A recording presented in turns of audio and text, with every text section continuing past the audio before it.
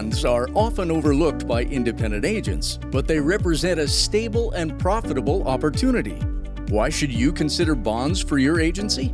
Higher commissions, better client retention, and limited competition are just the start. Targeting the right prospects is key to success with bonds. Your existing clients, especially those in construction, are a great place to start. Contractors and businesses tied to government projects are common candidates. Additionally, explore resources like Dodge reports or trade associations to find bid results and uncover new opportunities. Understanding the basics of bonds is essential.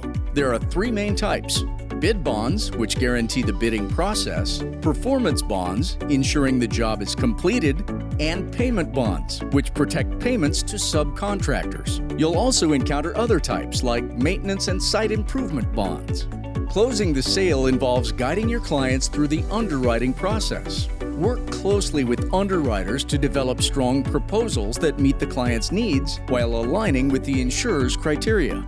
And one more thing, don't just sell a bond, build a partnership. Staying proactive with reviews and updates not only secures retention, but positions your agency as an invaluable resource for your client's success.